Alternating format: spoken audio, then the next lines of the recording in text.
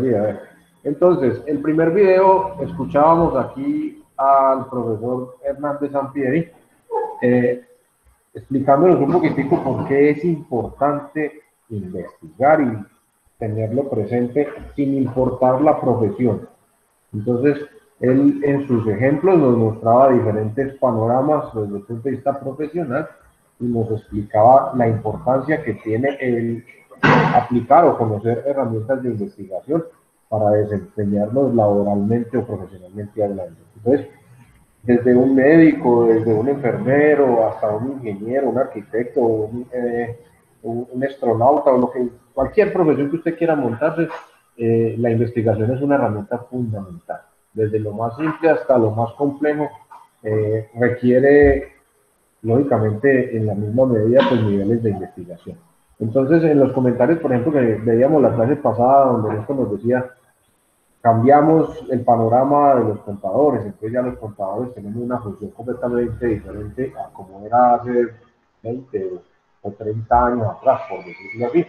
Entonces, ahora hacemos o desempeñamos tareas o labores que involucran más el tipo o el corte investigativo. Entonces, con las dinámicas y los cambios desde el punto de vista tributario, desde el punto de vista normativo, y ya con la involucrando o trayendo dentro de esos procesos normales todo lo que tiene que ver con la política de comercio exterior o las normas internacionales. Entonces, eso nos ve obligados como contadores a estar constantemente en actualización de conocimientos y en apropiación de otros nuevos conocimientos y en la aplicación de esos nuevos conocimientos en nuestro desempeño laboral convencional. Entonces, para poder hacer eso, nos lo explicaba y nos ejemplificaba pues esto muy bien, tenemos que sentarnos a leer, tenemos que sentarnos a buscar, tenemos que organizar la información, un montón de cosas que están relacionadas directamente con la investigación.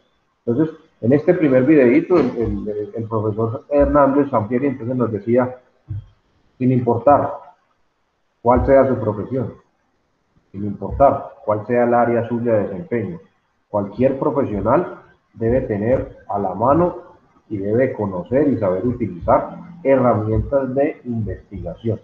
Colocaba un ejemplo, política, nada más traído al contexto colombiano como lo que ocurrió esta semana. Entonces, el resultado de por qué pasa lo que pasa en este país, pues queda plasmado en situaciones como esa que se vivió esta semana. Entonces, a principios de semana sale el ponente o el que elabora una propuesta de transformación tributaria, una reforma tributaria, y ni siquiera tenía presente lo que estaba proponiendo desde el punto de vista de cifras o números. Para yo poder hablar de una reforma tributaria y poder proponerla, pues yo tengo que conocerla y para poder conocerla, de lo que estoy hablando, pues tengo que investigar. Y el hecho tan jocoso y tan brutal y tan viral de esta semana con el cuento de los huevitos, pues deja mucho que desear de nuestros gobernantes. Si un político que está tomando una medida tan trascendental que va a afectar a tantas personas en este país no tiene claro eso, pues, ¿qué indica eso? Pues que el señor no hizo ninguna investigación previa para proponer o formular algo como lo que nos presentaron la semana anterior. Entonces, es un vivo ejemplo, es un claro ejemplo de por qué la importancia de investigar. Por eso el señor ha salido muchas veces en falso a decir, por ejemplo, que Colombia el salario mínimo es el más alto del planeta o del mundo, o está entre los más altos. Pues se nota, pues, y él no siquiera tiene referentes de cuáles son los precios de la canasta familiar, es que puede llenarse la boca diciendo cosas como esas. Y es muy duro, es muy tenaz, muy tremendo, que alguien que no tenga ni siquiera el conocimiento básico sobre la canasta familiar pretenda grabar nuevos productos, aumentar las tarifas, sin ni siquiera tener pues el conocimiento básico de las mismas. Entonces es muy complicado. Entonces aquí en el video el profesor nos decía, desde los políticos, es que si yo no, como político, no puedo coger un cuadro, no puedo coger una tabla, no puedo coger una gráfica, una estadística y analizarla para tomar decisiones, pues apague y vámonos. Entonces, ¿qué es lo que pasa en este país? Pues eso, la mayoría de nuestros gobernantes desconocen de herramientas de investigación, pues se les nota, quedan en evidencia. Claro ejemplo es el que les estoy colocando con el ministro de Hacienda. Puede que sea el economista más berraco y más grande del mundo, pero no, en el afán pues de satisfacer caprichos personales, sea tan osado de proponer o de decir lo que dice, o bueno, o hay otros fines o intereses ahí ocultos y nos trataban era de embolatar pues con los huevos. Se puede analizar desde muchas partes. Pero como profesional, cualquier profesional tiene que tener herramientas de investigación. Entonces, en este primer video, la invitación que nos hace el profesor es que como profesionales, sin importar el área de formación en la que estemos, es que tenemos que apropiarnos y tenemos que utilizar diferentes herramientas de investigación en nuestro desempeño. Y pues es la universidad el espacio donde ustedes deben de conocer esas herramientas y entender de qué forma les puede colaborar y entender cómo aplicarlas a la hora de desempeñarse laboralmente hablando. Entonces, esa era la primera parte de la primera invitación que nos hacía. El segundo videito entonces hacía referencia pues, al tema que vamos a trabajar el día de hoy, que se llama la epistemología. Entonces nos daba una pequeña descripción acerca de qué es la epistemología. Palabras más, palabras menos, nos habla que es la filosofía de la ciencia. Entonces nos lleva por un recorrido histórico desde épocas muy atrás y nos menciona a ciertos personajes que se empezaban a cuestionar cómo generamos o cómo producimos el conocimiento y a partir de diferentes miradas o diferentes enfoques a lo largo de la historia, cómo los seres humanos hemos ido formando, hemos ido construyendo conocimiento. Entonces por allá nos mencionan a Platón, por allá nos mencionan a Aristóteles, luego por acá más reciente entonces nos hablan de Leibniz, nos hablan de Newton, nos hablan de Galileo, luego después nos hablan de Hume, después nos hablan de último de que nos mencionan está Marx y otros personajes ahí, ya un poco más recientes, de cómo han a lo largo de la historia tenido percibidos diferentes formas de llegar al conocimiento. Y a partir de esas diferentes miradas o diferentes formas de hacerlo, entonces proponen corrientes que tienen una filosofía específica y que plantean unos métodos que nos llevan o que nos conducen al conocimiento. Entonces, por ejemplo, en el video nos explican el método Descartes, entonces el método Descartes que planteaba 4 pasitos, entonces para darlo, el método de Platón, pues que era más idealista, más filosófico, más no sé qué, y por ahí nos mencionan su mito de la caverna, y así una pequeña aproximación a eso. Entonces, la clase de hoy vamos a hablar de epistemología. Vamos a hablar un poquitico acerca de eso y vamos a plantear una pequeña actividad para la próxima tutoría que será entonces en 15 días. Como les estudié ahora esta mañana por el grupo de matemáticas, me olvidó decirles que no queda efectivo y que no íbamos a estar. Entonces, de una vez, ahora al final, les propongo una pequeña actividad para dentro de 15 días. Tienen 15 días suficientes para que la preparen y de una vez con esa podemos ir validando el primer corte evaluativo y una vez nos vamos saliendo de eso. Entonces, para no hacer evaluaciones, por eso, vamos a hacer una pequeña consulta y una presentación de parte de cada uno de ustedes. Entonces, sobre el final les muestro de qué se trata y les explico bien cómo lo vamos a hacer. Entonces, les voy a compartir la presentación del día de hoy que hace referencia a nuestro tema que se llama epistemología. Antes de eso, los escucho del video de Sampieri, de Hernández Sampieri. ¿Qué les queda? Aparte de lo que les he mencionado, ¿cómo podemos complementarlo? Pues, profe, como le iba diciendo, ¿no? No, lo que dice, o sea, lo que habla que de los focos cualitativos, cuantitativos y mixtos. Al final, ese es el cierre, sí, el Sí, con lo enfoque que, de el enfoque, investigación. exacto, con Uh-huh. lo que termina el hombre. No, y lo otro, pues, fue básicamente lo que usted habló, o sea, que la investigación puede partir a través de sucesos que han pasado y cómo es, y de ahí pues obviamente se toma lo bueno para reproducirlo y pues lo malo para hacerlos para descartar, ¿no? O Sí, sea, sí. de todas esas experiencias que él habla, pues que imagínese que uno no iría a una cita médica con un médico que no hubiese investigado y así, cositas así por el estilo, pero pues yo creo que el resumen que usted hizo estaba muy claro. Sí, respecto a esa última partecita, entonces en esta asignatura, pues ustedes no entran de lleno a analizar cuáles son o cómo se utilizan o se llevan a la práctica esos enfoques de investigación. Entonces tienen otra asignatura que se llama metodología de la investigación y ahí es donde van a mirar de qué se trata el enfoque cualitativo, la investigación cualitativa, la investigación cuantitativa y la investigación mixta. Aquí simplemente la mencionamos y la tenemos a colación para tener en cuenta que en la actualidad son las tres corrientes o los tres enfoques que podemos aplicar a la hora de hacer investigación. Entonces, tenemos esos tres enfoques que nos mencionaba entonces al final del video el profesor. Entonces, con esos son los que estamos jugando hoy por hoy, con esos son los que mandan la parada en la actualidad. Entonces, en un próximo curso, en un futuro curso que se llama Metodología de la Investigación, entonces ustedes abordarán ya de lleno esa vaina. Y como van a ir trabajando, como les mencioné la semana anterior, diferentes módulos o diferentes asignaturas referentes a la investigación, entonces aquí necesitamos dejar esos conceptos claros para que a partir de ahí ustedes vayan construyendo y vayan construyendo y vayan construyendo. Entonces, vámonos el, con la presentación del día de hoy, el tema de hoy entonces de epistemología. Entonces, vamos a redondear un poquitico, aquí en forma general, el mapa conceptual de la temática. Entonces, cuando hablamos de epistemología, entonces, por un lado encontramos los métodos o teorías.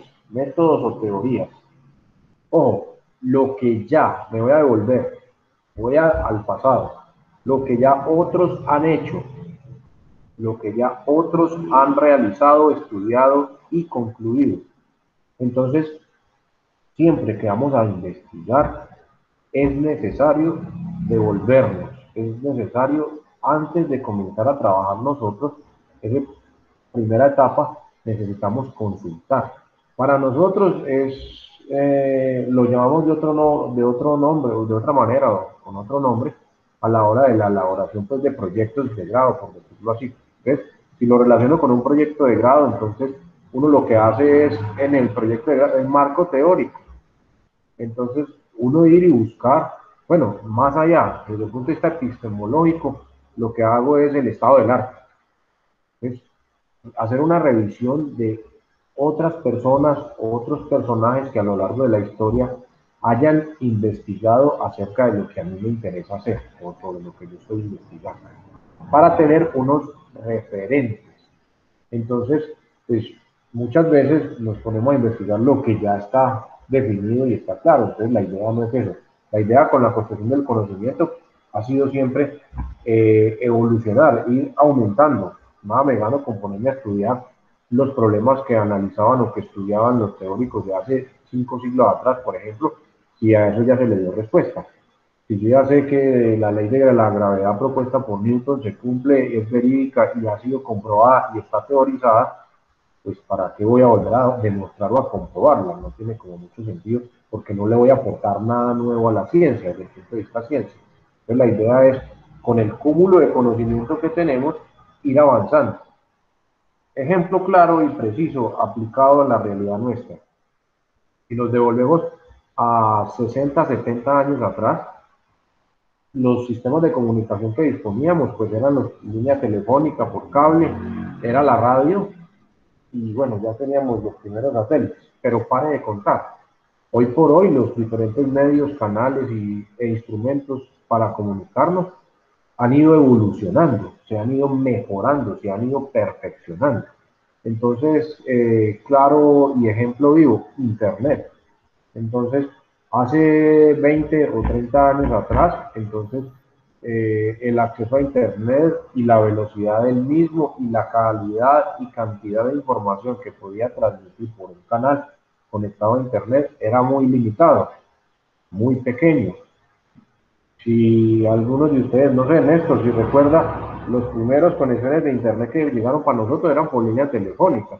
y cuando uno se conectaba, eso empezaba a chirriar el modem ahí, Como ¿no? 5 minutos, sonaba. Ajá, eso, mientras se conectaba. Y después cuando uno estaba conectado, si uno quería abrir una foto, eso iba llegando línea por línea, eso iba descargando en la Y pantalla si pedacito por levantaban el pedacito. teléfono, se caía el internet. Exacto, muchas cosas que hoy por hoy ya eso no lo contemplamos y no Uy, lo no, estamos muy permitiríamos. cuchos ya. Estaríamos muy graves. Anteriormente yo no tenía ni siquiera el canal permitía realizar una cosa como la que estamos haciendo aquí, una videoconferencia, pues una conferencia así, en la magnitud como lo estamos haciendo, en los dos canales, tanto yo como ustedes, pudiendo intervenir, pudiendo compartir acá una imagen en pantalla, pudiendo grabar al mismo tiempo. Entonces, son un montón de cosas que con la tecnología que hace 20 años o 25 años atrás teníamos, pues no estaba a nuestro alcance, pero que fueron el soporte o que fueron la base para poder estar hoy donde estamos. Entonces, de la misma forma o así mismo, pues eso es un ejemplo puntual de cómo avanzamos y cómo desarrollamos ciencia. Cómo avanzamos y cómo desarrollamos en la ciencia. Entonces, nada, me gano yo con ponerme ahora a hacer un estudio, una investigación acerca de transmisión de datos para un canal de internet sobre el cable de la línea telefónica que se utilizaba hace 30 años atrás. ¿Para qué si eso ya no tiene ningún... En su momento, pues fue lo importante para poder conectarnos a través de internet, usando lo que teníamos. Pero hoy por hoy ya eso no tiene ningún sentido porque hoy tenemos cable coaxial, tenemos cables de fibra óptica, tenemos conexiones inalámbricas o tenemos conexiones satelitales. Entonces, pues ya no vale la pena investigar sobre lo que ya se investigó y sobre lo que ahora ya para nosotros es obsoleto. Pues no tendría ningún sentido. O volver sobre una investigación sobre el aparato telefónico que teníamos hace 30 años y empezando que ya las líneas telefónicas ni siquiera se consideran ya casi ni comerciales. Cada vez tienden más a desaparecer, una línea telefónica convencional. Entonces, es muy importante cuando estamos metiéndonos en el cuento de la investigación o cuando vamos a desarrollar un trabajo de investigación. Entonces, partir de lo que otros ya han hecho, partir de lo que otros ya han teorizado, partir de y tener como referencia los métodos que ellos usaron para poder llegar a ese conocimiento, para poder tener una visión mucho más amplia de el objeto de estudio, a lo que yo me estoy enfrentando o con lo que yo me estoy enfrentando. Entonces, un elemento básico y fundamental a la hora de comenzar una investigación es esa, mirar hacia atrás, buscar teóricos, buscar personas que hayan trabajado, se hayan involucrado en lo que yo quiero hacer o cosas parecidas a las que yo quiero hacer. Es una revisión bibliográfica que en algunos, bueno, una parte de los documentos al final pues, que uno entrega es el marco teórico, la construcción del marco teórico. Entonces, mirar que es que lo que mío tiene que ver con la gravedad. Entonces, tengo un teórico que nos formalizó esa teoría que se llama Isaac Newton. Entonces, inevitablemente tendrá que aparecer en el marco teórico de mi investigación y así por el estilo. Entonces, por ese lado, un pequeño viaje hacia atrás o incluso pues con estudios que hayan salido pues recientes pero que ya se hayan hecho. Entonces, por un lado está eso. Y por el otro lado, entonces la epistemología se encarga de ese cuento, se encarga de eso, de buscar, de escudriñar en tiempos anteriores qué personajes y qué métodos utilizaron y a qué conclusiones llegaron respecto a lo que yo quiero. Por el otro lado, entonces decimos que ya en su definición formal que la epistemología hace parte pues, de la filosofía de la ciencia. Entonces, la ciencia la podemos ver desde diferentes perspectivas o desde diferentes enfoques y si nos ponemos de la epistemología, entonces vamos a hacer referencia a la filosofía de la ciencia. Y la filosofía pues, nos conduce obligatoriamente a la reflexión, al pensamiento, acerca de o sobre lo que se está investigando. Entonces, desde ese enfoque o desde esa mirada, o si nos ponemos pues esas gafitas de la filosofía, nos encontramos a lo largo de la historia, dos grandes momentos.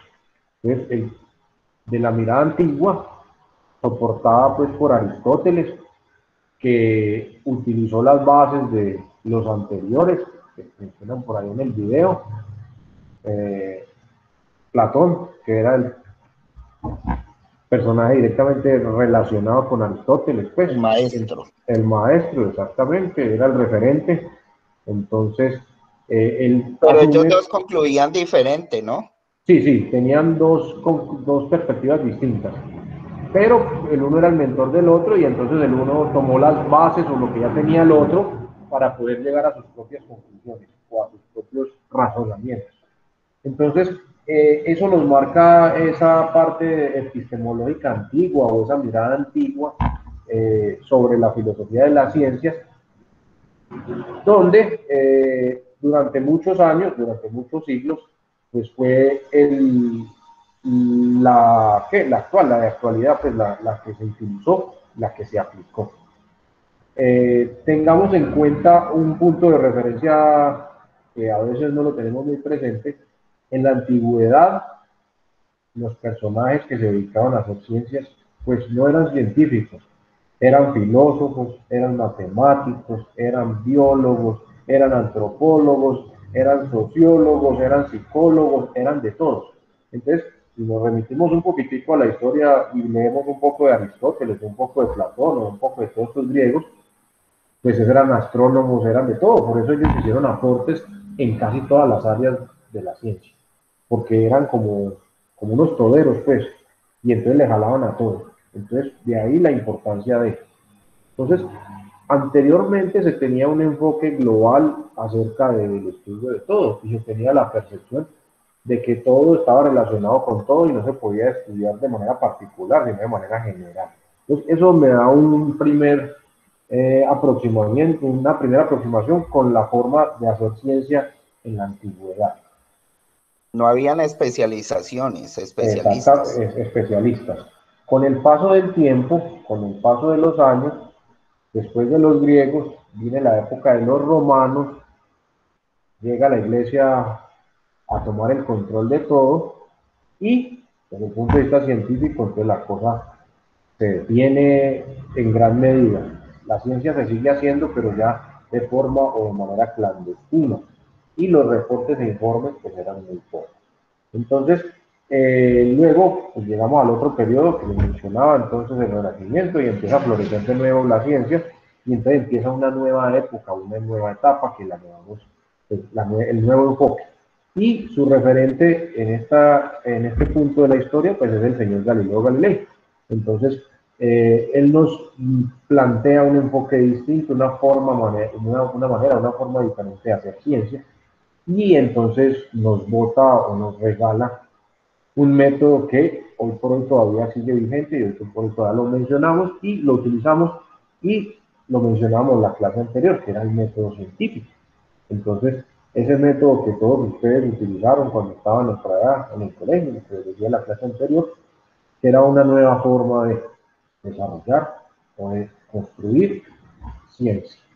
Entonces aquí nos marcan que esas son maneras de hacer la ciencia. Y a partir de por qué o el fin último de lo que se está haciendo, entonces aparecen los diferentes métodos y los diferentes paradigmas para la elaboración o la construcción de la ciencia, que son los que en los últimos años, bueno, en los últimos siglos, en los últimos 2 siglos, han marcado la pauta para desarrollar y crear ciencia.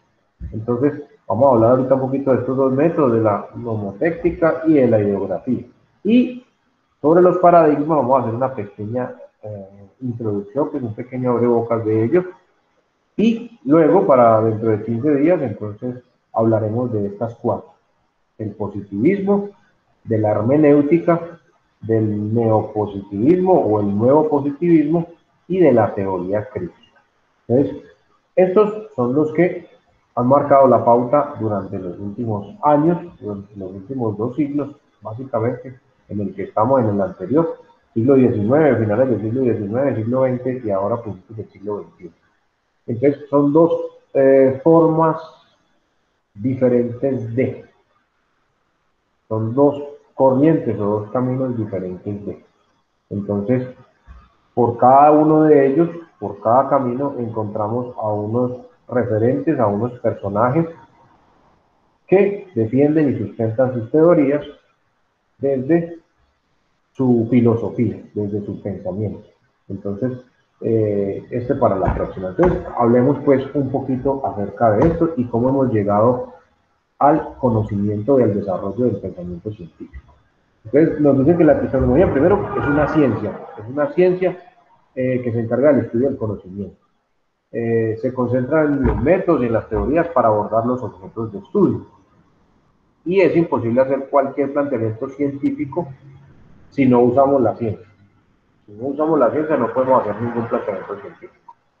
En ese sentido, el punto de partida, que yo les decía ahorita, en la ciencia es la realidad, que mediante la investigación pues, nos permite construir o llegar a la ciencia. Entonces, primero, tenemos que, o ¿qué busca la ciencia? Pues interpretar una realidad que para nosotros normalmente nos llega a través de nuestros sentidos, es lo que normalmente, o era lo que normalmente hacíamos. Los grandes pensadores de la antigüedad, entonces unos se guiaban o se orientaban más bien por medio de los sentidos. Otros no, otros iban a sustentar todas sus teorías o todos sus postulados a través del razonamiento lógico-matemático, por ejemplo, o del razonamiento de la espiritualidad, dependiendo pues de la época en la cual nos encontramos. Entonces aquí nos dicen que tenemos una realidad que está ahí, que vamos a investigar y que el resultado de esa investigación, de esa realidad, nos genera lo que nosotros llamamos ciencia. Entonces, nosotros estamos involucrados, inmersos en una realidad que nos rodea. Nosotros investigamos esas realidades y a partir de eso generamos o producimos bienes. Entonces, ejemplo, vacunas del COVID. Entonces, gracias a la ciencia, a que somos capaces de investigar una realidad que está ahí. Claro que algunos afirman y sustentan que el virus fue creado, ¿no? No fue que fue producto de la realidad, pues, de la naturaleza misma.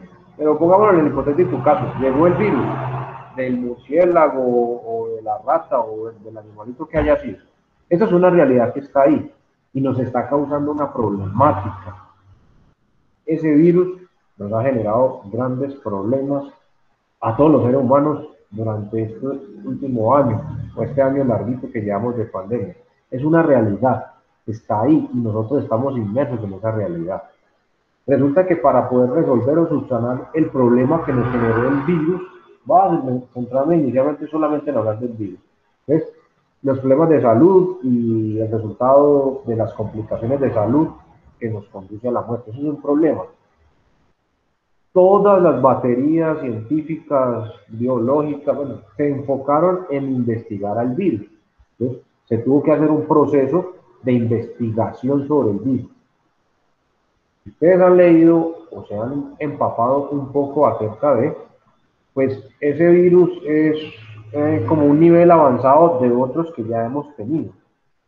Entonces, si yo, a la hora de ponerme a investigar acerca del COVID-19, no tengo como referentes los otros, esa gripa aviar, el SARS no sé qué, y otros virus que hemos ya previamente investigado y modelado y encontrado como su posible solución.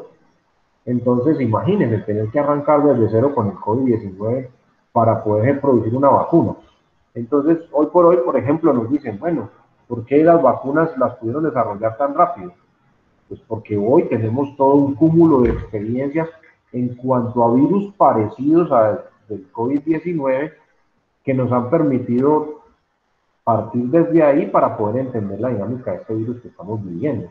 Entonces, por eso el desarrollo de las vacunas fue tan rápido, pues, entre comillas, comparado con otros. Entonces, arrancamos el proceso de investigación mirando un poco hacia atrás. Ah, bueno, hemos tenido tal gripa, hemos tenido tal virus y no sé qué. Ah, listo. ¿Y qué experiencias o qué teorías o qué conclusiones hemos llegado del estudio de esos otros? Entonces, eso hace parte de ese proceso de investigación. Y empezamos a observar cuál es el comportamiento del virus. de qué forma está afectando el sistema inmunológico, específicamente sobre qué tipo de enfermedades está generando mayores complicaciones. Eso resulta del proceso de investigación y la culminación o la cristalización de esos procesos de investigación, entonces empieza a generar un nuevo conocimiento. Entonces, por eso nos dicen a nosotros, ojo, el COVID-19 no es mortal, uno no lo mata el COVID-19, a uno lo mata las complicaciones que ese virus produce sobre otras patologías o sobre otras enfermedades. Entonces, es puntualmente o específicamente o principalmente más bien. Entonces, aquellas personas que tengan problemas de salud en cuanto a problemas del corazón o problemas respiratorios. Entonces, el COVID-19 como que potencia esos males y entonces esos son los que le producen a uno el deceso, la muerte. Entonces, por eso a las personas que sufren del corazón o que tienen problemas respiratorios, pues son los más propensos a verse afectados gravemente por el virus. Por eso dicen que los jóvenes o los niños, pues no les da tan duro el virus. ¿Por qué? Porque es que ellos pues, a temprana edad normalmente pues, no es muy común encontrarlos niños o jóvenes que sufran o padezcan de problemas respiratorios o problemas de corazón. No es común, que los hay, claro, pero no es tan común. Si los comparamos con personas ya de edad avanzada, entonces nos dicen, población de alto riesgo, las personas de la tercera edad, pues, ¿por qué? Porque es que normalmente en esas épocas de nuestra vida es donde se surgen o donde florecen o donde se agudizan más bien esos problemas de respiración, problemas respiratorios o problemas cardíacos. Entonces, la investigación del virus nos permite afirmar eso. Entonces, listo. Claro, población de alto riesgo, la población que supera los 60, 70 años de edad. ¿Por qué? Porque es que ese tipo de personas, por lo general, experimentan una serie de patologías médicas, una serie de enfermedades, pues ya las han desarrollado y las tienen y conviven con ellas, pero que el virus potencia y los convierte fácilmente en los lleva o los conduce fácilmente a la muerte. Entonces, murió por paro respiratorio o murió por paro cardíaco. ¿Qué lo motivó? ¿Qué lo propulsó? Pues el COVID. Pero no murió por COVID, murió pues por esas otras complicaciones de salud que se tenían. Y esa misma investigación entonces me puede permitir a mí el desarrollo de una vacuna contra el virus, que es lo que tenemos hoy en día. Entonces, todos esos laboratorios que hoy están ofreciendo vacunas, pues después de un proceso arduo y largo y tedioso y bueno y fuerte de investigación, pudieron llegar a construir ciencia, a lo que llamamos ciencia. La vacuna es el resultado concreto de la ciencia. Es un remedio o una cura para el virus, para la problemática que nos estaba generando esta situación de salud. Entonces, ese resultado final, entonces, es lo que llamamos, lo que conocemos como ciencia. Entonces, queda todo un proceso de investigación, todo un soporte científico con datos, con números, con no sé qué, que nos permite generar esta ciencia. Pero para poder llegar allá, tuvimos que haber hecho todo el proceso de investigación. Partimos de una realidad que nos involucra, que nos rodea, que está ahí, la estudiamos, la investigamos, hacemos todos los procedimientos o todas las cosas que teníamos que hacer y finalmente construimos ciencia. Hoy en día decimos que la vacuna X, la que sea, de esos laboratorios, ya hace parte, pues, porque ya fueron validadas, ya se hizo todo el proceso de investigación y efectivamente comprobamos que la vacuna rusa tiene un 90 y pico por ciento de efectividad, que la vacuna china tiene un 80 y pico de yo no sé cuántos por ciento de efectividad y así por el estilo. Entonces, cuando ya la podemos aplicar y la podemos utilizar, entonces ya estamos hablando de ciencia. Y fue el resultado de todo un proceso de investigación. Entonces, tengamos en cuenta eso. De estas mismas investigaciones, entonces por eso nos podían hablar a nosotros antes de que ocurrieran las cosas, que debíamos de tomar medidas como se estudió la velocidad de propagación de la enfermedad, como se sabía que la enfermedad era muy, pero muy altamente contagiosa y que eso nos iba a conducir obligatoriamente a lo que estamos viviendo, por ejemplo, hoy en día, y que nos tiene encerrados en las unidades de cuidado intensivo de todas las clínicas, hospitales iban a colapsar, porque el número de personas infectadas iba a ser muy grande en un periodo de tiempo muy corto. Eso es producto de la investigación y eso nos arroja una serie de información que de antemano teníamos y que particularmente, bueno, muchos países no han sabido dar manejo. Entonces, si nosotros sabíamos que después de la primera ola, que fue la que vimos el año pasado, hasta por allá a mitades, bueno, hasta después del día de Sin el primer día de Sin que hubo, que fue la primera ola, pues cuando empezó la distribución del virus, ya sabíamos que para diciembre, porque es que desde que empezó la cosa, ya sabíamos que en diciembre se iba a presentar un segundo pico. Y ya sabíamos que más o menos por la época de Semana Santa iba a generar o a surgirse un tercer pico. Y ya sabíamos cuáles eran las consecuencias de lo que iba a suceder. Entonces, lo que uno no se entiende o no se explica, o si me pongo a hacerle caso al profesor Hernández, entonces obligatoriamente eso me conduce a decir que nuestros políticos no tienen ni idea de investigación. Porque si ya teníamos los números, ya teníamos las curvas, ya teníamos las consecuencias que eso iba a acarrear, ¿por qué no tomamos medidas antes de que pasara? Entonces, yo no me explico, por ejemplo, por qué ahora 8 días y hoy estamos encerrados y más bien no estuvimos encerrados en Semana Santa o antecitos de Semana Santa. Si nos hubiéramos encerrado antes de Semana Santa, que las cifras estaban más o menos bajitas, no tendríamos la cantidad de muertos que tenemos esta semana. ¿Por qué? Porque el virus no se hubiera propagado tan rápido como sabíamos que iba a pasar en Semana Santa. Entonces, ahí es donde uno se cuestiona muchas cosas. Y ustedes como profesionales, y ustedes como estudiantes universitarios, ese tipo de análisis y de conclusiones son las que tienen que sacar a partir de todas las herramientas que les ofrece la universidad. Porque esa realidad la podemos explicar de muchas maneras o de muchas formas. Entonces, tengámoslo en cuenta. ¿Por qué preferir encerrarnos ahorita que haberlo hecho en Semana Santa? Haberlo hecho durante, o incluso antecitos de la Semana Santa y la Semana Santa. ¿Por qué ahora sí? Porque allá decían, no, es que no podemos porque la economía y no sé qué, y porque ahorita sí nos tienen encerrados, igual la economía está viendo afectada. Entonces, todo eso nos lleva a pensar y analizar y a sacar muchas pues, conclusiones particulares. Entonces, tengamos en cuenta este grafiquito que nos sintetiza y nos simplifica mucho cómo es que nosotros construimos ciencia, cómo los seres humanos desarrollamos la ciencia.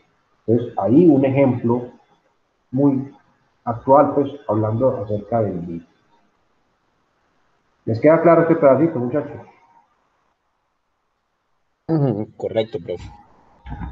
Bueno, entonces, la epistemología es la filosofía de la ciencia, la filosofía de la ciencia. Partimos de una realidad que investigamos y que el ideal, o lo ideal es poder producir ciencia, nuevo conocimiento. Cuando hablo de ciencia estamos hablando de nuevos conocimientos. En este momento, por poner otro ejemplo también muy actual, acá bueno, el año pasado se envió la sonda con el robotcito famoso de hace 2 meses a Marte, ya aterrizó en la superficie marciana, ya empezó a generar información brutal todos los días y a toda hora manda fotos y videos y no sé qué. Esta semana descargó su helicóptero, primer dron o primer aparato no tripulado, robot pues que sobrevoló sobre la superficie marciana y ya empiezan a llegar las primeras imágenes y los primeros videos acerca de. Nosotros no conocemos casi nada de Marte. Ese aparatico que está por allá, esa sonda que está por allá, está enviándonos información, nos está dando herramientas o insumos que estamos investigando las características o condiciones del planeta Marte. Y a partir de eso vamos a generar nuevo conocimiento, o sea que vamos a producir ciencia. ¿El objetivo cuál es? Que a partir de ese nuevo conocimiento podamos determinar si efectivamente los seres humanos podemos ir a Marte y habitar en Marte o no. Entonces, por eso la sonda que actualmente está explorando la superficie marciana está tomando muestras de esta superficie y de la parte, pues, un poquito por debajo de la superficie, sacando material para posteriormente enviarlo a la Tierra y analizarlo aquí y entender más acerca de Marte. Entonces, estamos produciendo nuevo conocimiento. Entonces, eso otro ejemplito ahí muy cortico para relacionarlo con el suceso de esta semana, que fue el sobrevuelo de la superficie del planeta Marte con el primer dron, un helicóptero no tripulado, que la sonda llevaba en su interior, que ya liberó y que ya empezó a producir o a enviar información hacia la Tierra. Entonces, para que tengamos en cuenta que siempre estamos haciendo, construyendo ciencia.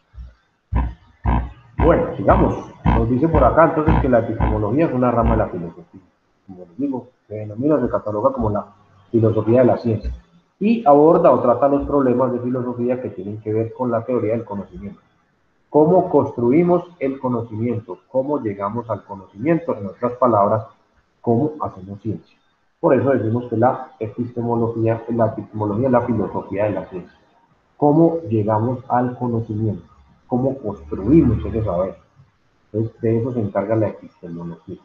Entonces, se ocupa de, entonces, inicialmente el concepto de saber, el conocimiento, de los tipos de conocimiento, como veíamos en el video introductorio, no el del profesor, sino el de epistemología, entonces tenemos diferentes tipos de conocimientos. También se me olvidó mencionarles al principio, en el documento que les compartí la semana pasada, nos daban claramente los diferentes tipos de conocimiento y hablaban de personajes que se involucraban en cada uno de esos. Un poquitico ahí de parte teórica del mismo. La ciencia de las ciencias. Ajá, entonces nos Profe, empezaban a... ahí, Sí, ahí dime en Néstor. ese documento tocaron un tema que usted directa o indirectamente relacionó en lo que estaba hablando, y era de cómo ese desarrollo científico va de la mano con los avances tecnológicos. O sea, el hecho de lograr enviar esa sonda, eso es un avance tecnológico y eso va en pro del desarrollo científico. Exactamente. Ahí nos plantean eso. Una característica de los seres humanos, ojo, de los seres humanos, es ese afán por el conocimiento. Y ese afán por el conocimiento nos ha permitido desarrollar ciencia. ¿Y para qué desarrollamos nuevos conocimientos y ciencia? Para utilizarlo en nuestro propio beneficio. Y ejemplos claros de eso son los avances tecnológicos. Entonces, la tecnología que utilizamos hoy es el fruto, ojo, es el fruto de años, de siglos de estudio, de siglos de conocimiento. Yo les digo a ustedes, es que es tan simple. Yo cojo a un niño, yo cojo a mi hijo que tiene 9 años. Para él es transparente, a él no le interesa o no le, para nada, nada le interesa o ni siquiera se imagina lo que hay detrás de coger un celular, meterse en un programa, en una aplicación, por ejemplo el WhatsApp, escoger de un menú un muñequito y darle en el botoncito de enviar. Todo lo que hay detrás de eso para que a la otra persona, donde sea que esté en cualquier parte del mundo, en otro aparatico también igual, en un celular, que tenga la misma aplicación instalada, le llegue el muñequito, es una cosa de locos. Ustedes no se imaginan todo el conocimiento que hay detrás de una acción tan cotidiana para nosotros. Abrir el WhatsApp, poner manito feliz o el dedito arriba y darle enviar. Detrás de eso hay todo lo que usted quiera, pero para nosotros es transparente y nosotros nunca nos detenemos a pensar eso. Entonces, todo ese cúmulo de conocimientos que tenemos, que hemos desarrollado a lo largo de la historia, nos permite facilitarnos la vida. Por eso hoy nos podemos comunicar tan fácilmente. Entonces, en ese documento sí nos relacionan directamente que nuestros avances tecnológicos pues están directamente ligados con la ciencia. Entonces, a tener ahí presente también. Por aquí también nos dice que la epistemología se ocupa del grado en que cada uno resulta cierto, cada uno de esos tipos de conocimientos. Entonces, por eso los diferentes enfoques, las diferentes perspectivas de hacer ciencia y los diferentes tipos de conocimientos que vamos generando o que vamos produciendo. Nos dice por acá también que la epistemología se interesa por entender el conocimiento en sí mismo, en saber cómo es y no cómo debería de ser. Entonces, ojo, planteamientos filosóficos. Entonces, lo que le interesa a la epistemología es el saber cómo es, no cómo debería de ser. Entonces, estamos hablando de cómo es el conocimiento, cómo es, no cómo debería de ser. Entonces, tener claro y tener presente entonces eso. Partimos del concepto de filosofía y entonces una de las tareas de la filosofía es eso, buscar el saber cómo. Es uno de los conceptos o de los pilares que tenemos filosóficamente hablando. Entonces, nuevamente les reitero, a lo largo de la historia, diferentes personajes han planteado diferentes formas o han explicado de diferentes maneras de ese cómo es, desde cada una de sus perspectivas, desde cada una de sus escuelas, desde cada uno de sus pensamientos. Como ustedes veían en ese documento también, encontraban que la epistemología se dividía o tenía varias divisiones. Acá tengo una síntesis en ese documento aparecía mucho más detallado, con muchas más divisiones, pues por decirlo así. Entonces, inicialmente armamos un primer gran grupo, que es el de la lógica. Ahorita les decía, los antiguos entonces utilizaban diferentes posturas para construir la ciencia. Entonces, aquellos que se basan en la lógica, entonces analizar la estructura lógica de las teorías científicas. Pues hoy por hoy, cuando nos ponemos las gafas de la lógica, pues entonces dichas teorías científicas tienen que estar soportadas normalmente desde la lógica matemática. Entonces tienen que estar sustentadas por fórmulas matemáticas. Entonces, el señor Albert Einstein, por nombrarlo aquí nomás del siglo pasado, nos propone una teoría científica de la relatividad. Esa teoría que él propone lo hace desde el punto de vista lógico, usando matemáticas. Y haciendo una serie de análisis de tipo de construcción del conocimiento que no puede, hasta el momento no hemos podido comprobar. Está la teoría. La práctica de eso todavía no tenemos tecnológicamente la forma de demostrar. Pero está la teoría. Ahí está. Él lo planteó y todavía no se ha refutado porque no tenemos forma práctica de hacerlo. Pero entonces él nos habla o nos dice pues, que la realidad es relativa o lo que nosotros tenemos o vivimos es relativo y es relativo al tiempo. Porque una cosa es lo que yo veo a la velocidad en que viajamos nosotros aquí en este transmilenio llamado Tierra, pero ¿qué pasa si yo pudiera viajar un poco más rápido este transmilenio llamado Tierra? Entonces yo podría ver el futuro, por ejemplo, de los que viajan a esta velocidad, o si viajara un poco más lento. Y a partir de eso empieza a sustentar entonces su teoría acerca del universo. Y lo hace desde un punto de vista lógico, soportado en todo el cúmulo científico que ya teníamos hasta ese momento y aplicando sus nuevas perspectivas y sus nuevos aportes. Entonces eso es ciencia. Y desde la epistemología, entonces, tenemos un gran grupo que se encarga de ese tipo o esa rama de la epistemología que usa la lógica. Entonces, todo lo que involucre en la construcción de ciencia desde el punto de vista numérico, cuantitativo más bien, para generalizarlo, cuantitativo, entonces está relacionado con la lógica, rama de la epistemología, la lógica. Entonces, analiza las estructuras lógicas de las teorías científicas. Y otra gran rama, tenemos tres en realidad, desde el punto de vista semántico, es analizar, sistematizar e interpretar los conceptos científicos. Es darle un orden, darle una estructura a todos esos nuevos conocimientos. Entonces, por ejemplo, el virus, sabemos que el virus tiene cierta su forma es así, su comportamiento es así, su propagación es así. Entonces, darle orden, sistematizar todo ese comportamiento del virus. Se encarga de esa parte la semántica. Entonces, ese análisis, esa organización, esa sistematización para poder comprender o interpretar esos conceptos científicos de una forma sencilla, entonces la semántica se encarga de hacer eso desde el punto de vista epistemológico. Y la otra gran rama, la tercera gran rama donde vamos a encontrar entonces la división de la epistemología, pues por decirlo así, otra de las grandes ramas de la epistemología, que es la ontología.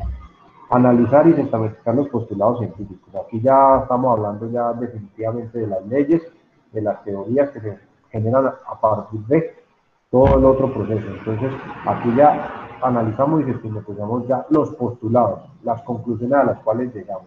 Entonces, yo puedo decir, por ejemplo, el señor Einstein me dijo por allá en una de sus conclusiones finales, E es igual a mc al cuadrado. Una ecuación bastante simple para todo lo que representa. Entonces, ese proceso de construcción de esa ecuación pues está directamente ligado con la lógica. Analizarlo y sistematizar ese postulado, esa proposición lógica que hace ese señor con esa ecuación, entonces hace parte de esta otra rama. Entonces, ¿qué implica eso? Que la energía es igual a la masa multiplicada por la velocidad de la luz elevada al cuadrado. Cosa loca esa. Una ecuación tan simple, desde el punto de vista matemático, todas las implicaciones a las cuales nos lleva o nos conlleva. Entonces, ¿qué pasa si nos podemos mover más allá de la velocidad de la luz? Cuestionamientos que, de qué forma influye la masa del objeto en cuanto a la energía y otras cosas más que podríamos entrar a analizar a partir de un postulado lógico que es esa fórmula o esa ecuación. Ojo, Nos cualquiera, desintegramos. cualquiera de las tres, ojo, una no me excluye a la otra, todas tres son epistemologías. Entonces, ese concepto de ahorita de especialización que mencionaba Néstor, o esa división de las ciencias, que ahorita lo vamos a hablar un poquitico más, nos ha llevado a olvidarnos de, si yo me voy por lo lógico, me olvido de lo otro, no, nada, esa vaina está relacionada, está relacionado. Si a mí me da dolor de cabeza, eso afecta a mi sistema nervioso y afecta a mi sistema no sé qué y afecta a mi otro sistema no sé dónde. Yo tengo un dolorcito bajito, puede ser el resultado de un problema de no sé en cuál sistema de no sé dónde. Entonces, una cosa no está desligada de la otra, una cosa no me excluye a la otra, menos cuando hablamos de ciencia. Les decía ahora que los científicos de antes eran filósofos, eran matemáticos, eran... ¿Por qué? Porque eran un compendio de todo. Que en cierta época de nuestra historia se generaron las especialidades, se crearon las ramas o las disciplinas más bien de ciencia, es otro cuento. Y es otra forma de hacer lo que hacemos hoy por hoy. Algunos elementos o consideraciones importantes que tenemos que considerar. Entonces, pues, lo que les he dicho desde que comenzamos ahorita, la filosofía era el tronco del que dependían todos los saberes. Los científicos de antes, primero que todo, eran filósofos. Si ustedes miran quién era Platón, filósofo. Ustedes van y buscan quién era Aristóteles, un filósofo. Arquímedes, un filósofo. Y de ahí para todos los que todos eran filósofos. ¿Qué pasa? Que ellos empezaban desde su eh, ubicación, bueno, desde su enfoque, desde su filosofía, pues, empezaban a darle explicaciones a los demás de lo que nos rodeaba. Entonces, por eso los filósofos eran astrónomos, porque si miramos para el cielo, había un montón de cosas que no entendíamos, pero que nos rodeaban. Entonces había que darle explicaciones a esa vaina. Pero si mirábamos para abajo, entonces había que darle explicación a los fenómenos que vemos en la Tierra. Y si miramos hacia el frente, pues teníamos otro horizonte, otro panorama y había que darle explicación a esos fenómenos que teníamos. Entonces, los filósofos o la filosofía como tal era el tronco de que todos los saberes dependían. Entonces, si ustedes consultan cualquier literatura, pues se van a dar cuenta que los grandes personajes de la antigüedad, todos eran filósofos, porque todo partía de ahí, todo partía de ahí. Entonces, todos eran filósofos. Ahora es que tenemos las especialidades. Entonces yo no puedo decir que este era un filósofo, no, porque él ya no era de esa época. Entonces ya no está por el corte o por el cuento. Entonces, tengamos como referencia eso. Se dice aquí que durante el siglo XVI y el siglo XVII, en el comienzo de la modernidad, lo que nosotros conocemos hoy por hoy como la modernidad, empieza la separación del pensamiento científico del filosófico. Entonces, es aquí, en este punto de la historia, en donde nos empezamos a separar, empezamos a ramificar, nos empezamos a dividir. Entonces, aparecen las especialidades. El biólogo exclusivamente de la biología, el filósofo exclusivamente de la razón del ser humano, los pensamientos del ser humano, el matemático encargado solamente de análisis matemático, el físico, el químico, el sociólogo, bueno, todas las ramas que queramos encontrar y que tenemos hoy por hoy. Acá en el siglo XVI, siglo XVII, aparece eso. Y da paso a una etapa nueva de construcción del conocimiento que llamamos la modernidad. Nos dice por acá que esta separación no hubiera sido posible sin el surgimiento, sin la aparición de una nueva forma de acercarse al objeto de estudio, una nueva forma de construir o de llegar al conocimiento. Entonces, una cosa era lo que aplicaban o como lo hacían los filósofos de la antigüedad, y otra cosa es la que se genera por acá en esta época, con personajes como Galileo Galilei, como Copérnico, como Descartes, que empiezan a estudiar, investigar, hacer ciencia de una manera completamente diferente, de una manera distinta.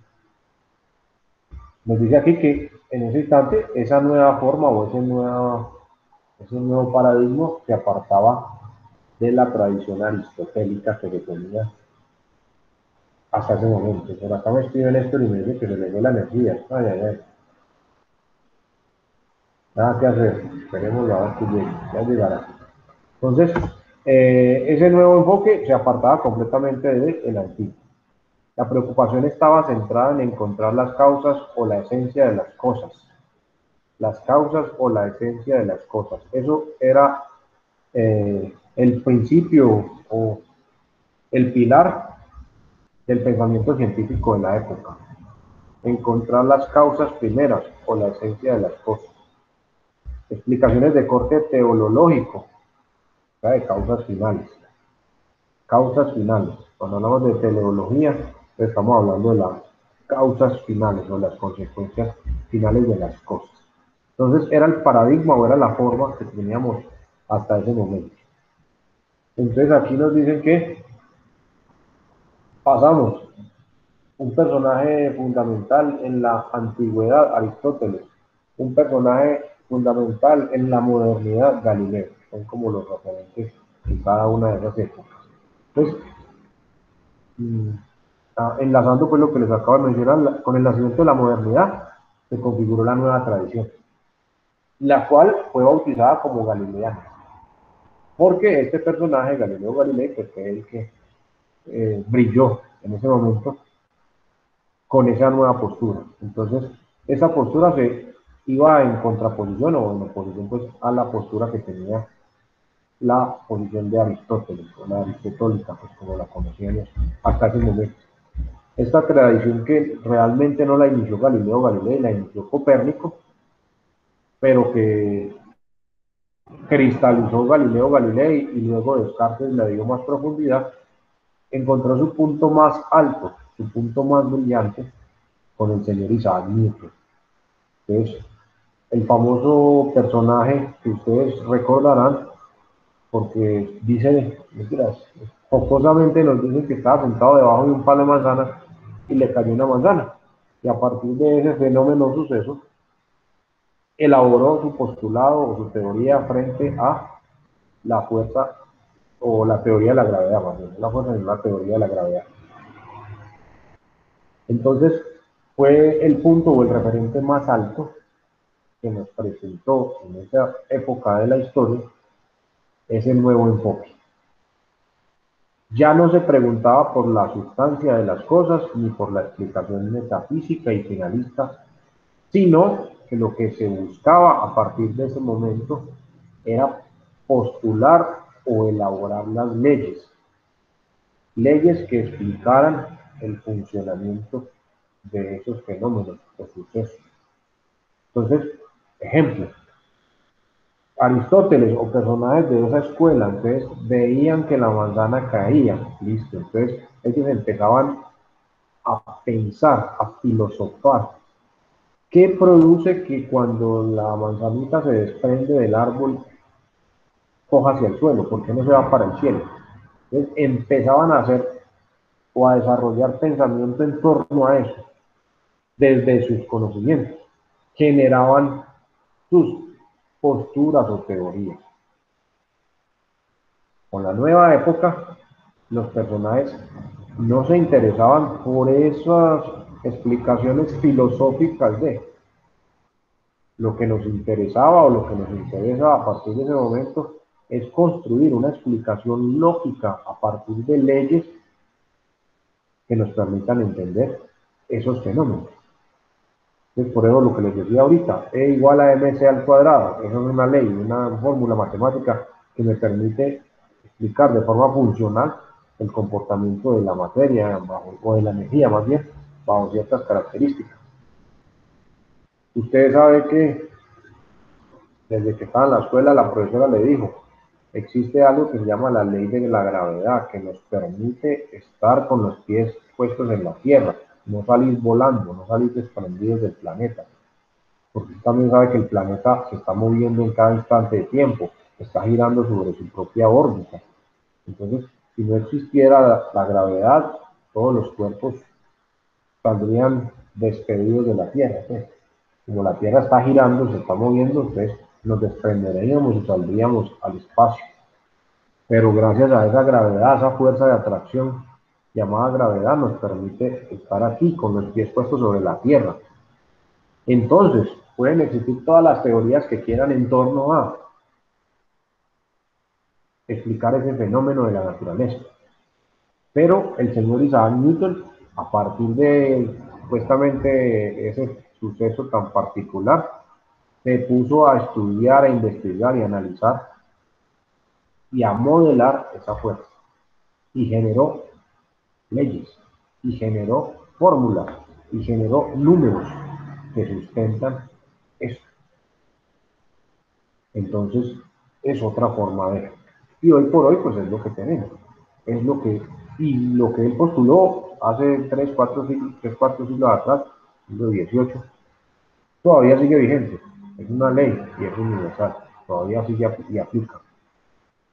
Entonces, hoy la ciencia tiene ese enfoque y se encarga de eso. Y entonces nos dice que la forma de acercarse al objeto de estudio es a través del lenguaje matemático, basándonos en la experimentación, la técnica y el empirismo. Todo esto con la pretensión de establecer leyes de carácter general. Lo que nos preocupa o hacia dónde vamos a sacar una ley que nos permita explicar el comportamiento de un postulado matemático que nos permita comprender o entender la realidad. ¿Cómo me doy cuenta de que el coronavirus, el COVID-19, se propaga o se expande tan rápidamente? Pues es muy fácil. Si usted tome unas muestras, aplique una técnica, realice un experimento y desde lo empírico usted puede observar que el virus se contagia. Entonces nos decían al principio, por cada persona contagiada se espera que al otro día o en el día subsiguiente se contagien 10 más. y eso me generaba una proporción exponencial o un crecimiento exponencial del contagio. Yo llevo eso a la matemática, y entonces creo un modelo matemático, y a partir de ese modelo matemático genero esas famosas curvas de contagio que cada rato nos mostraban en los noticieros y en el famoso show del presidente a las 6 de la tarde.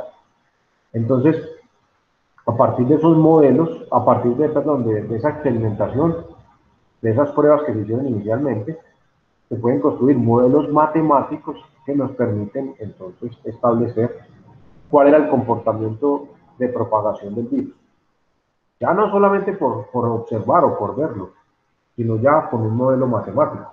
Entonces, al final de todo ese estudio me dicen, vea, por cada persona que tenga el virus, se espera que esa persona contagie a 10 personas diferentes. Y entonces, a la vuelta de unas cuantas semanas, pues vamos a tener miles y miles de personas contagiadas. Entonces, ya cuando le metemos los números, que es lo que queremos hacer ahora, entonces podemos generar leyes genéricas, leyes generales.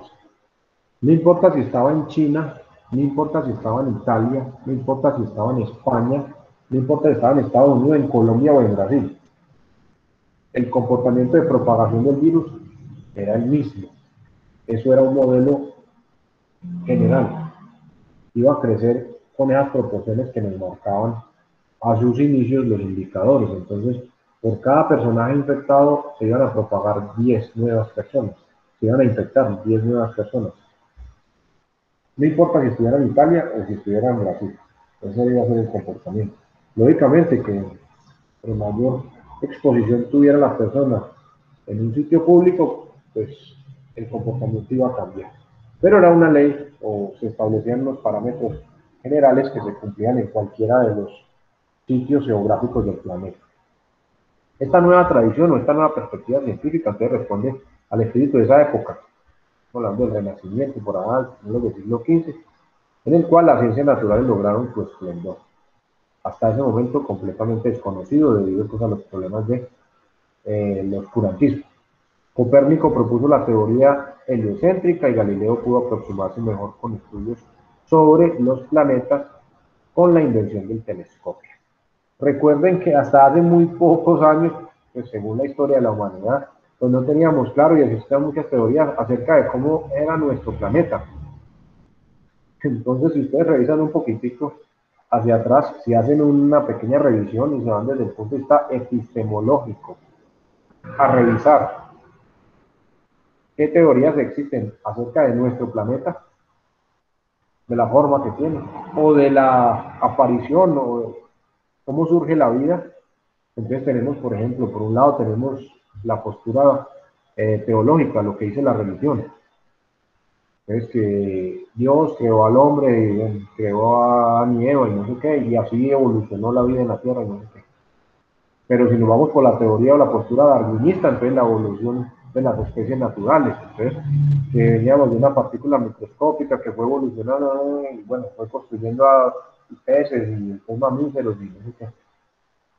Son diferentes posturas. Entonces aquí en esta época, sobre esa época, pues entonces se afirmaba en casi todas partes que la Tierra era plana. Estamos hablando del siglo XV, siglo XVI. La Tierra era plana. Y no teníamos forma de cómo no. Bueno, por allá el señor Cristóbal Colón, gracias a su viaje que supuestamente iba para la India, pero llegó por acá desafortunadamente a estas tierras, entonces él tuvo datos e información suficiente que nos podía de pronto tumbar esa teoría de que la Tierra era plana. Se pensaba hasta esa época que había una parte en el mar, en el océano, en donde terminaba la Tierra y entonces hasta ahí llegaba y era el límite de la Tierra y no sé qué. Diferentes posturas, ¿no? Diferentes teorías frente a todo esto. ¿Qué pasa? Con el señor Galileo Galilei y la invención de su telescopio, pudimos observar claramente las estrellas, los otros planetas que están aquí cerquita, y darnos cuenta de que los vecinos eran redonditos, de que la luna era redondita. Y él afirmaba o postulaba que la Tierra no era plana, que la Tierra era redonda. Y si ustedes alguna vez leyeron la historia o estudiaron, además que la estudiaron en la escuela, en el colegio. Entonces, a estos señores, Galileo, estuvieron a punto de quemarlo en la hoguera. Se tuvo que retractar de lo que decía, porque la iglesia no permitía que afirmaran cosas diferentes a lo que ellos decían. Hasta ese momento la tierra era plana. Y entonces era acusado de herejía y de no sé qué más, por ir en contra de él. Entonces casi muere, le tocó retractarse. Al otro no corrió con tanta suerte, y a ese sí lo chamuscaron en la hoguera, no sé qué. Entonces, si yo hago ese estudio, entonces, hoy por hoy podemos afirmar sin ningún problema, la Tierra es redonda. ¿Por qué? Porque ya tenemos fotos desde afuera. Nos, fotos desde afuera, desde el espacio exterior, que nos demuestran efectivamente que la Tierra, bueno, no es redonda, es ovalada, pues es un huevito, está achatada en los polos. Decimos que es redonda, una pequeña achatadita en los polos, un pequeño hundimiento en los polos. Y eso ya, con una evidencia como esa, o con una prueba tan contundente como esa, pues ya no hay forma de sustentar que la Tierra es plana. No hay forma. Ya tenemos una evidencia de esas, no tenemos cómo sustentar de que la Tierra es plana. Pero hasta esa época se creía que la Tierra era plana. Entonces, eh, la ciencia cómo influye, cómo trasciende. Y entonces un instrumento cómo cambia el panorama o la perspectiva de algo que hasta ese momento pues ni siquiera era posible afirmar porque éramos acusados pues, de todo tipo de delitos por ir en contra de la iglesia.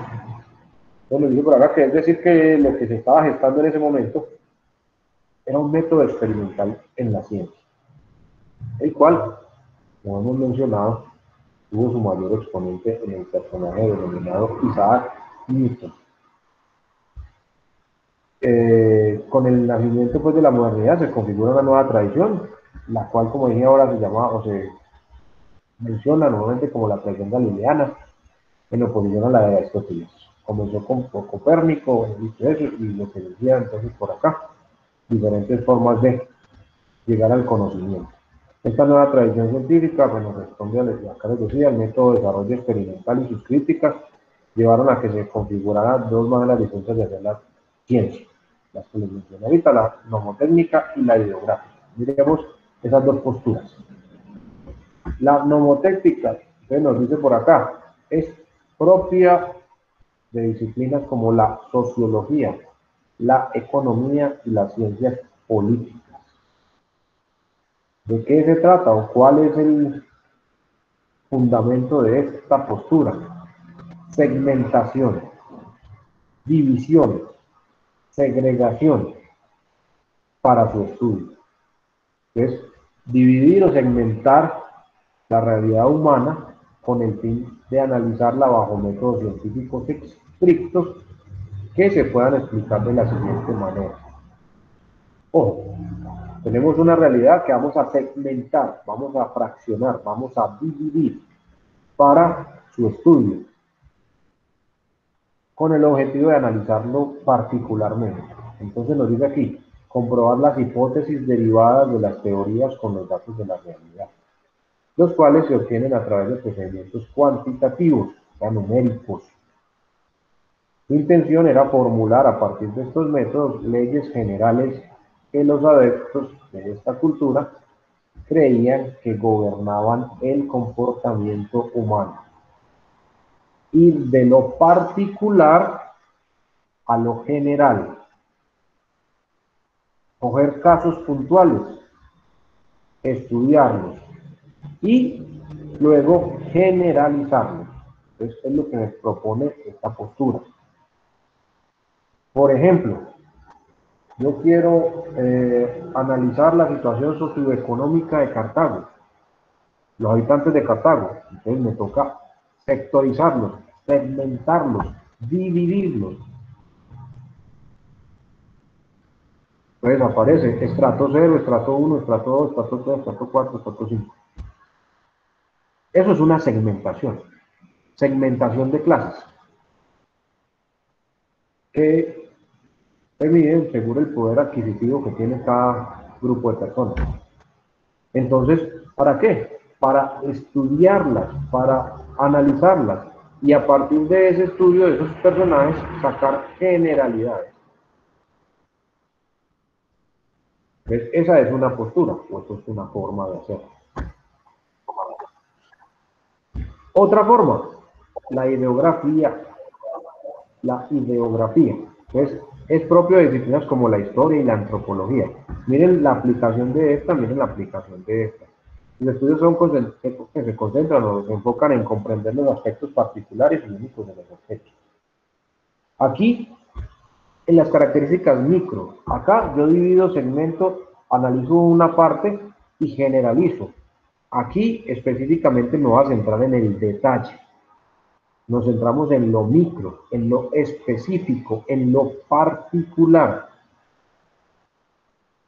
Y se le vienen todas las críticas de la otra parte, pues desde su perspectiva no se podían ver como disciplinas especulativas, se veían como disciplinas especulativas, que intentaban o intuían adivinar pues como la realidad.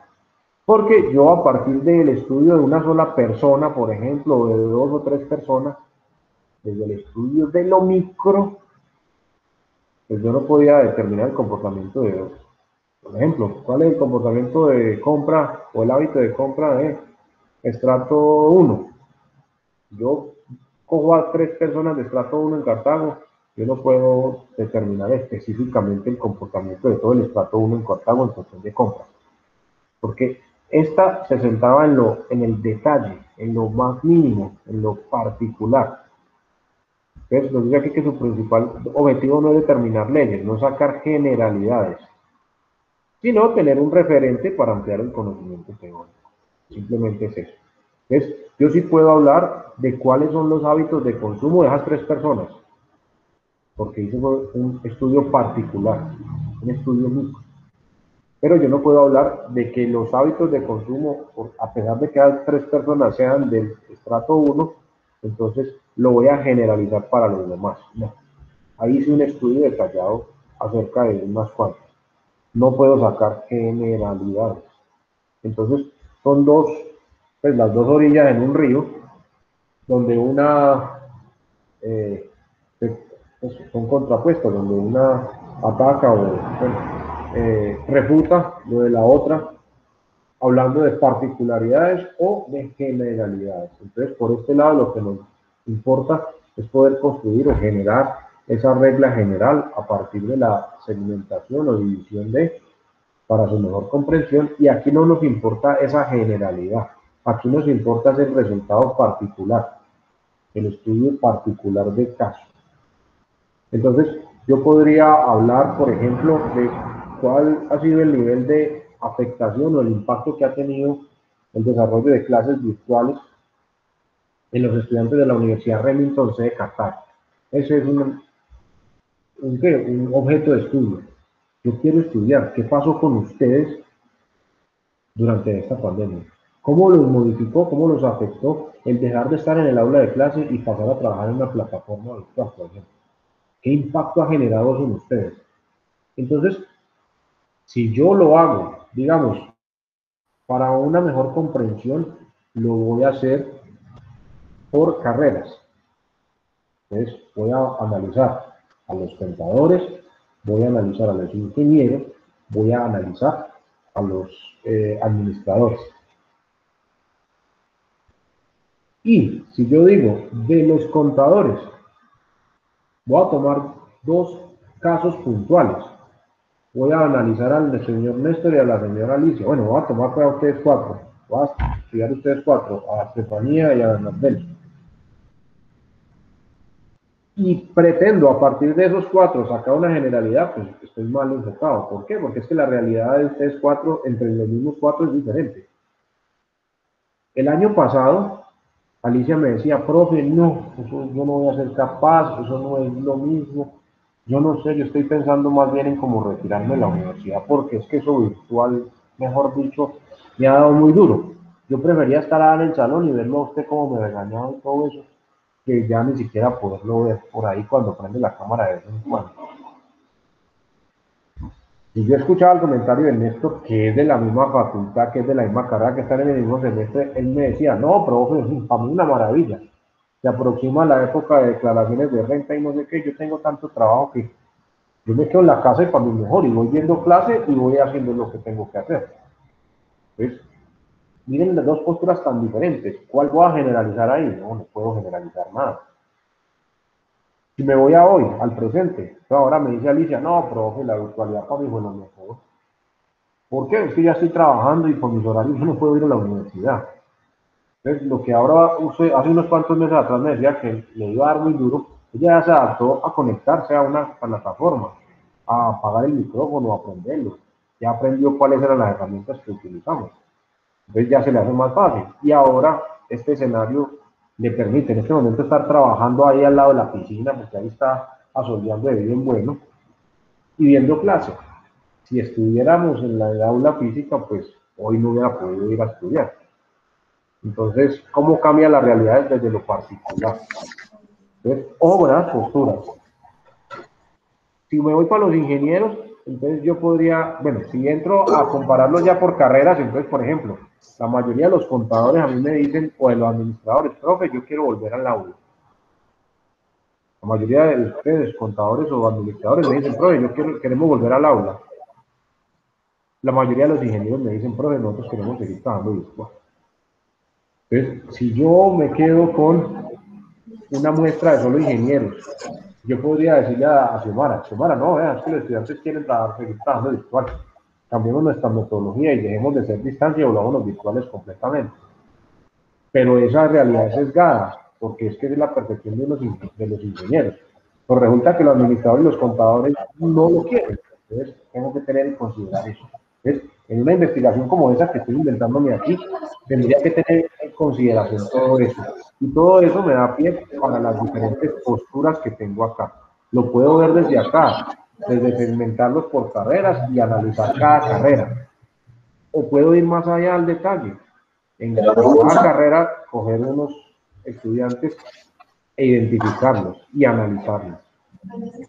Entonces, el caso particular de cada uno de ustedes es diferente. El caso de la carrera contaduría es distinto al de la carrera de ingeniería.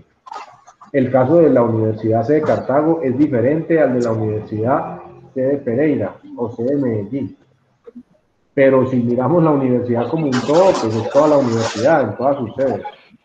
Entonces, para que vamos tomando conciencia de esas diferentes perspectivas de lo que la Universidad Central, la Universidad Medellín, dictamine, nos va a afectar a nosotros. Así nuestra realidad sea diferente.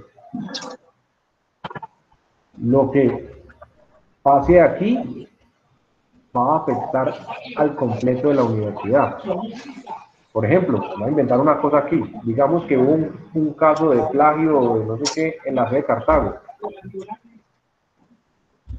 Una problemática que se presente en la sede de Cartago se va a reflejar o se va a ver reflejada en toda la universidad, porque hacemos parte de la universidad. Entonces, ojo con eso, tenemos que entender esa dinámica para poder tomar postura frente a lo que vamos a hacer, frente a la investigación que vayamos a abordar. Vamos rematando. Ese método que nos plantearon en esa época, los personajes que estamos mencionando, se denominó el método científico. Ustedes me lo mencionaron la semana anterior. Néstor, ¿cuál es que era el procedimiento del método científico? Que usted nos lo estaba mencionando los otros días. ¿Qué es lo que hay que hacer? Ay, profe, yo el procedimiento como tal no me acuerdo. Yo Usted me sé lo estaba que... mencionando la semana pasada, me No, pareció. no, no, yo hablaba era de los sistemas de gestión y pues también mencioné el método Bueno, sí. científico y de la formulación de la hipótesis, la comprobación y todo eso. Eso, Pero el bueno. paso a paso no me acuerdo, la verdad. Bueno, ese lo vimos todos, de eso sí estoy seguro que eso lo vimos todos porque todos lo aplicamos. Entonces, Sí, claro. el método científico, primero, recuerden que partimos de una realidad.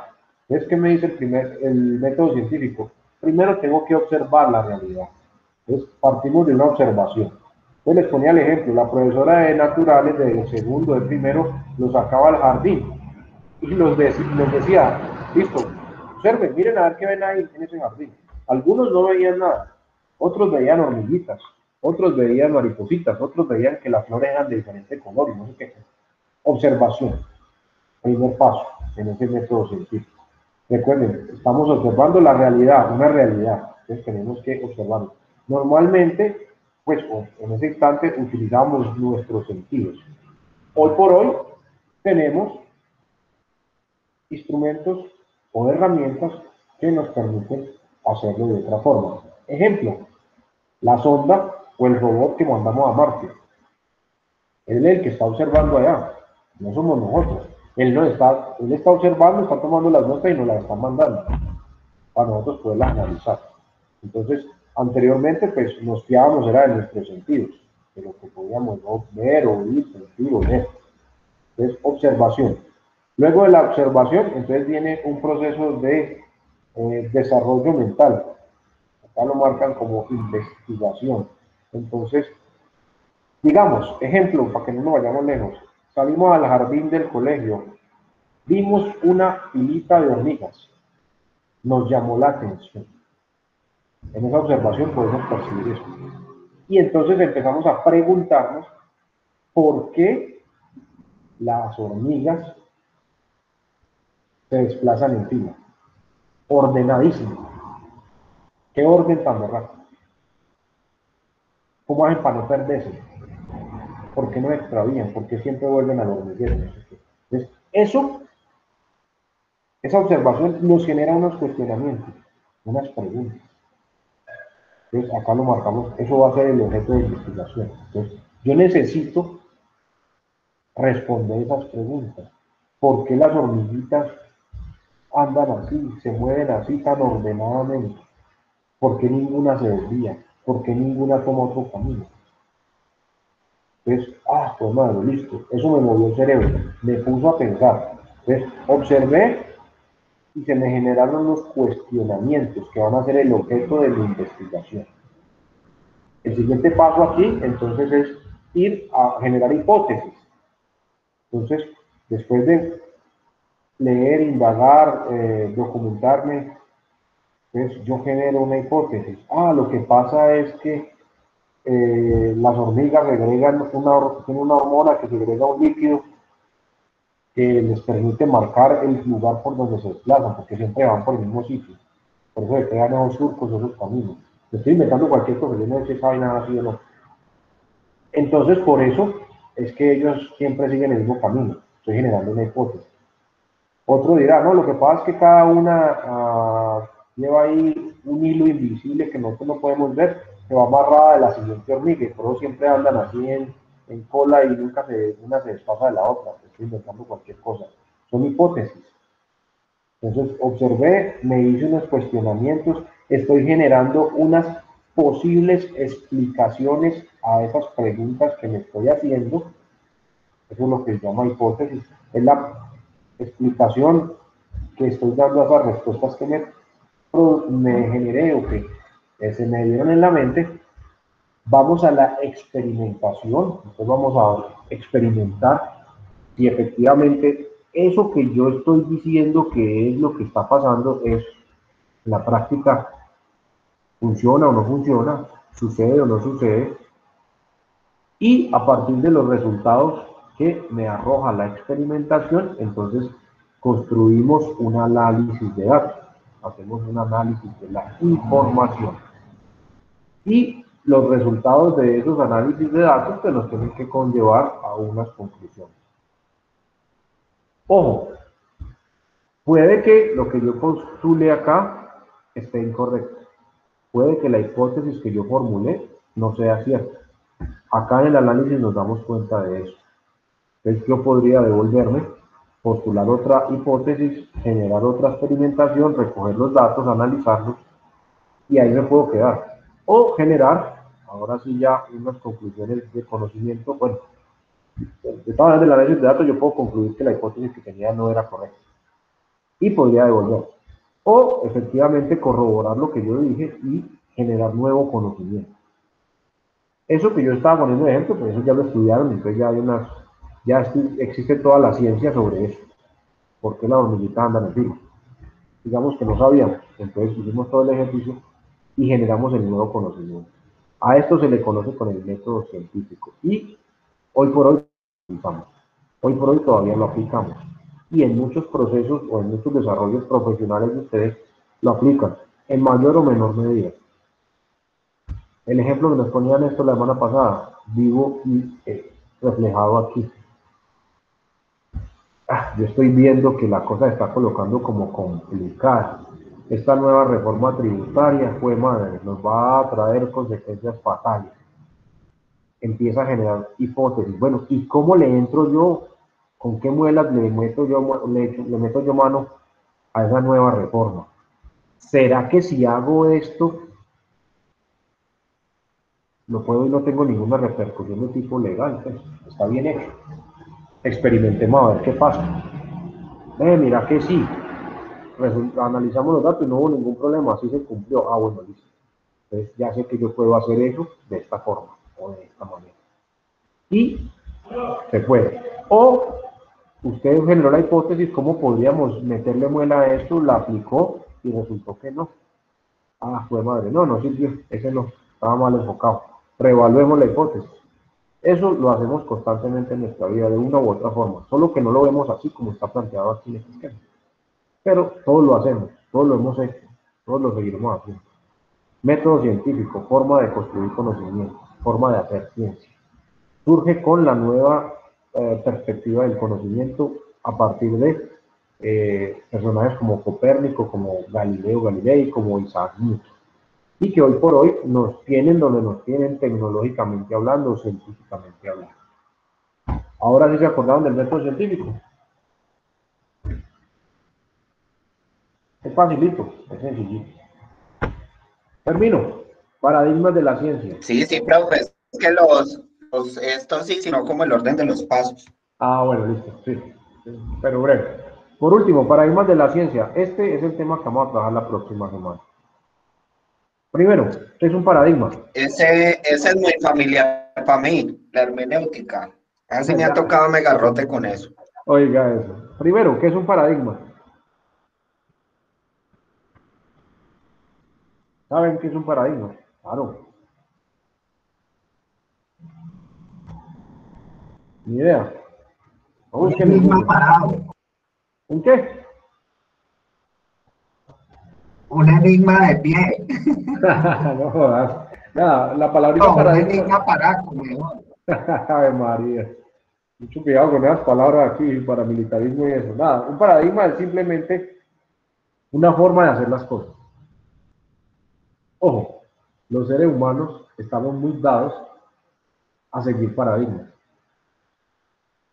Aquí en esta empresa, ¿por qué se hace eso? Así. Ah, yo no sé, pero siempre se ha hecho así. Eso es un paradigma. Y es muy común y es muy típico. ¿Por qué no se hace esto? ¿Por qué no se hace de otra manera? No, porque es que aquí siempre se ha hecho así. Pues ¿para qué vamos a cambiar? Un paradigma es una forma de hacer las cosas. Entonces, nos acostumbramos o nos limitamos a hacer las cosas como siempre se han hecho, sin preguntarnos o cuestionarnos por qué y qué pasaría si lo hacemos de una forma diferente. Entonces, una forma de hacer ciencia. Entonces, aquí tenemos diferentes formas de hacer ciencia. Nos dicen que a la hora de acercarnos a un objeto de estudio, los paradigmas con los cuales abordamos son vitales. Es la forma de hacerlo, ya que son estos los que proporcionan la visión del mundo. Los métodos y las técnicas a emplear, es decir, dependiendo del paradigma que adoptemos, se tratará el objeto de estudio de una manera específica y particular. Teníamos en el siglo XIX dos enfoques o dos formas de hacer las cosas en cuanto a ciencia. Una, el enfoque o el paradigma positivista o el positivismo. Y otra, el enfoque o el paradigma hermenéutico. Durante el siglo XX fuimos un poco más allá y avanzamos un poquito. Partiendo del positivismo llegamos al neopositivismo, también conocido como racionalismo crítico, y partiendo de la hermenéutica llegamos a lo que conocemos hoy por hoy como la teoría crítica. Ojo, son formas de hacer o de acercarnos al conocimiento, de hacer ciencia o de acercarnos al conocimiento. Entonces, próxima tutoría dentro de 15 días. Como ya Néstor me dijo que él ha tenido que batallar y guerrear con la hermenéutica, La próxima clase, o sea, en 15 días, Néstor nos va a hablar de hermenéutica. Y esa va a ser su nota para el primer parcial. Jurídica, profe. ¿Cómo? Hermenéutica jurídica. Bueno, le podemos llegar a una aplicación, a un enfoque particular, ¿no? Porque ahí hablamos en términos generales. Interpretación de normas y leyes. Pues Eso. la hermenéutica interpretar textos. Entonces, llegamos a un ejemplo puntual, como el que plantean, como el que podría plantearnos. Hablamos primero de forma general de en qué consiste el paradigma hermenéutico, o ese enfoque hermenéutico, y podemos aterrizarlo con un ejemplo puntual. Leyes, no hay problema, puede ser. Pues, ojo muchachos, Néstor, hermenéutica, van apuntando ahí en el grupo para que no se les olvide. Positivismo, démosle el positivismo a quién, digamos que a Alicia. Positivismo, neopositivismo o racionalismo crítico, Estefanía, y teoría crítica a Bernardelli. Por favor, Néstor, escríbame ahí en el grupo de WhatsApp.